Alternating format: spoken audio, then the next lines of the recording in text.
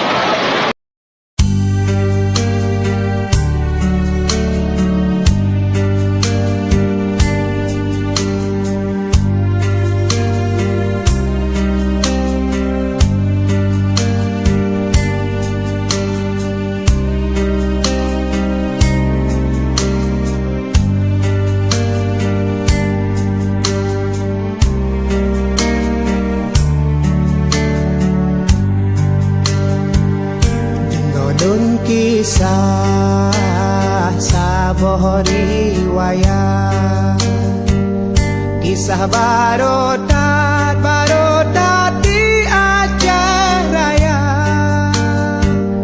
Lam karu Aceh timungan barat non barat, di saboh tempat nuno calitra.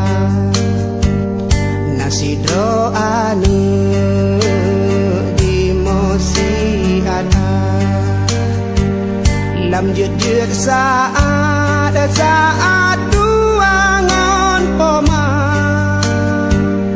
ditanyong ba'ama ayah jinopat hai jinopat, dilon rindu tat kena erupa.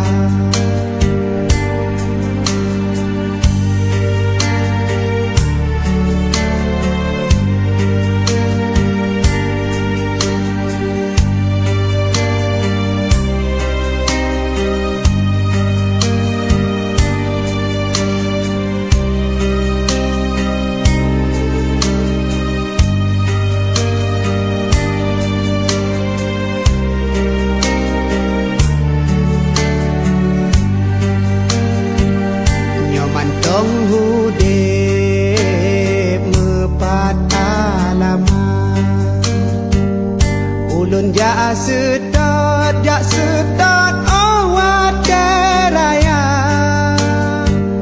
Nyoka meninggai mepat kejirat ulun jak siat lun baca doa. Hudip di poma dan di ayah, lun jatuh ngupah lun bibu gada. Kanasib gedanyo kenda ba Allah, hadapi susah tetap lun sabar.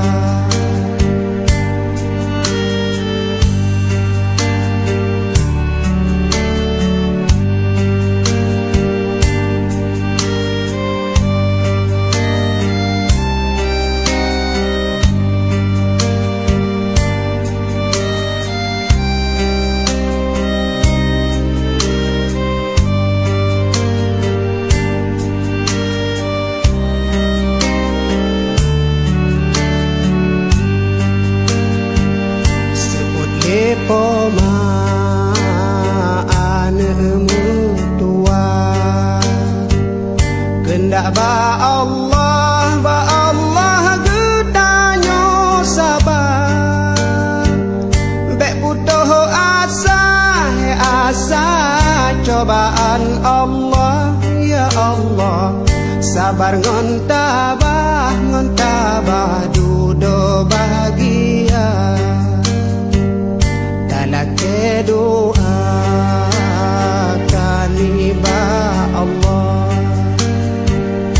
Obe musibah bele terus dekat. Aceh beraman bele rodara seramo Mekah bukong agama.